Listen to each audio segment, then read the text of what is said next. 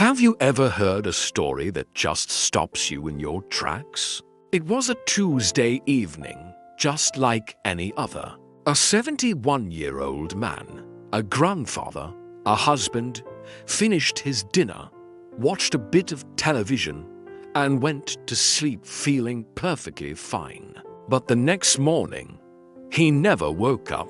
This isn't just a story. It's a reality for far too many families. A sudden, silent departure that leaves everyone asking, why? As we journey past the age of 70, our bodies change. The rhythms that have guided us for decades begin to shift, especially during the night.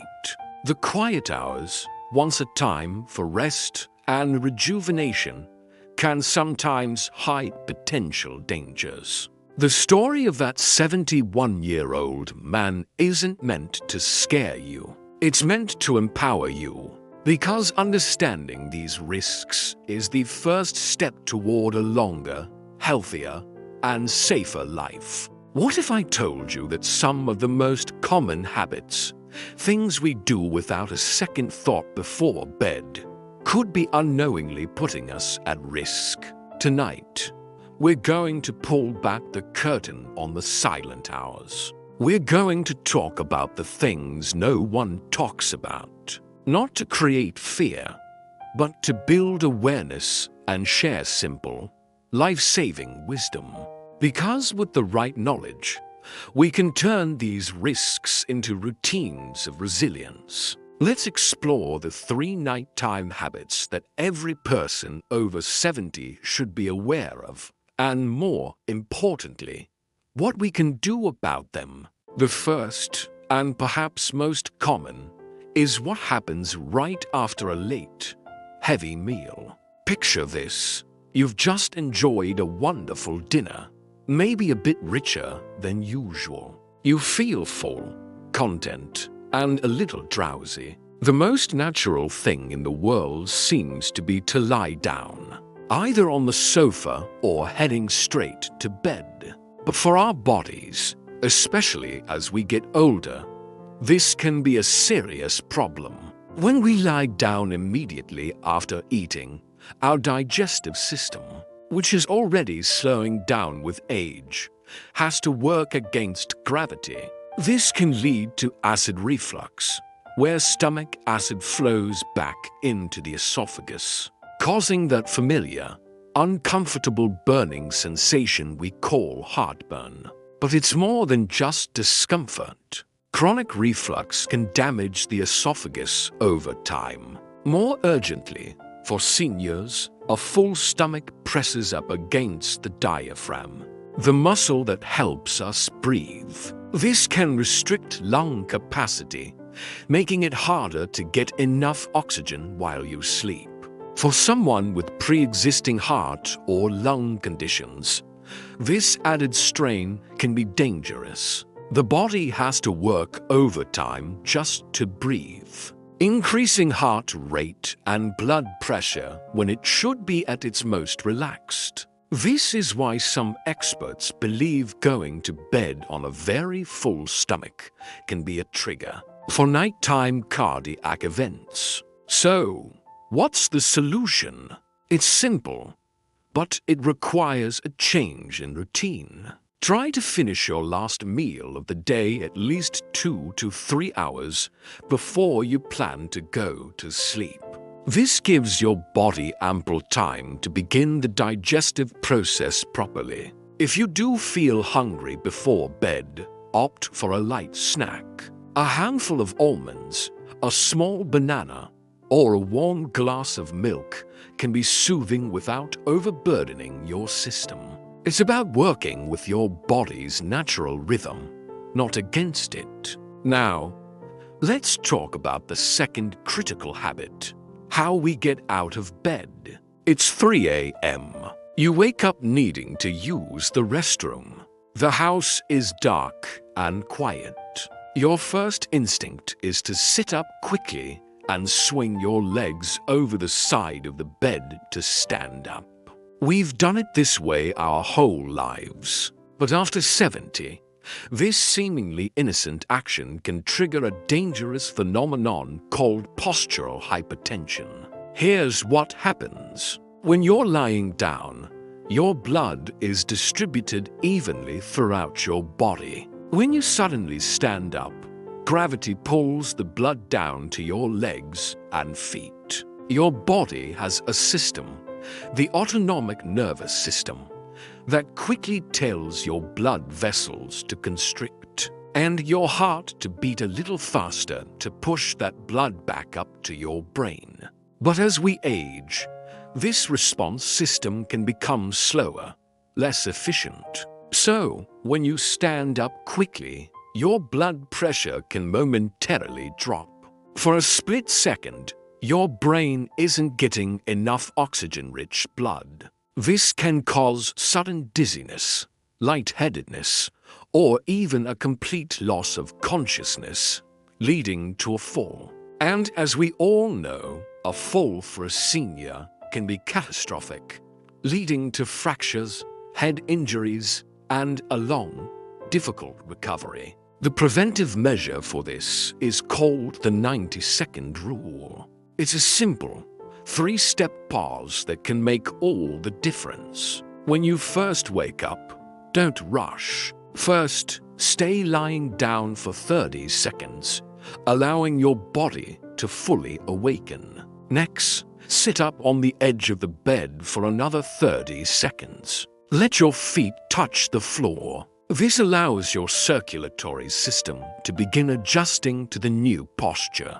Finally, stand up, but hold onto a sturdy piece of furniture, like your nightstand or the bedpost, for the final 30 seconds. This 90-second pause gives your body the time it needs to stabilize your blood pressure, ensuring your brain gets a steady supply of blood, and dramatically reducing the risk of a dizzy spell or a fall.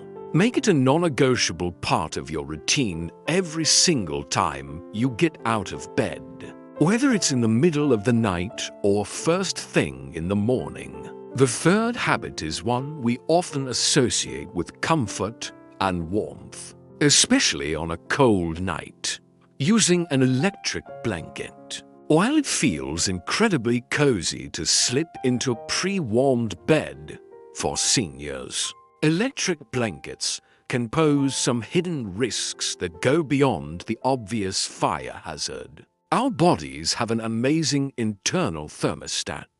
During the night, our core body temperature naturally drops slightly to promote deeper, more restorative sleep. An electric blanket can interfere with this crucial process by creating an artificially warm environment. This can lead to restless, fragmented sleep, leaving you feeling groggy and unrefreshed in the morning. More concerning, however, is the risk of dehydration. The constant, dry heat from the blanket can cause you to lose more body fluid through sweat and breathing than you normally would. As we age, our sense of thirst diminishes and our bodies hold less water. This means seniors are already more susceptible to dehydration. Becoming dehydrated during the night can lead to a host of problems, including muscle cramps, dizziness upon waking, confusion, and increased strain on the kidneys and heart. So, what's a safer way to stay warm? Think layers. Use a flannel sheet, a warm quilt, or a cozy duvet. Wearing warm pajamas or even a pair of socks to bed can also do wonders for keeping you comfortable without overheating your entire body. If you really love the feeling of a warm bed, try this. Use the electric blanket to warm up the bed for about 30 minutes before you get in. But make sure to turn it off and unplug it completely before you go to sleep.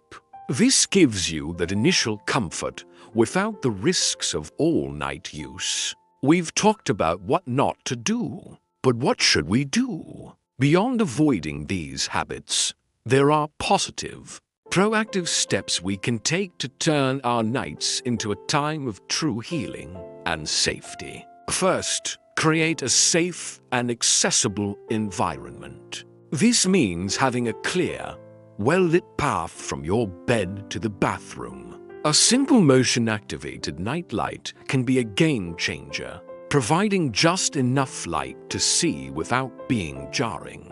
Make sure there are no loose rugs, cords, or clutter that you could trip over in the dark. Second, consider the placement of essential items. Keep a glass of water, your phone, and any necessary medications on your nightstand, within easy reach. This prevents you from having to get out of bed unnecessarily or fumbling in the dark.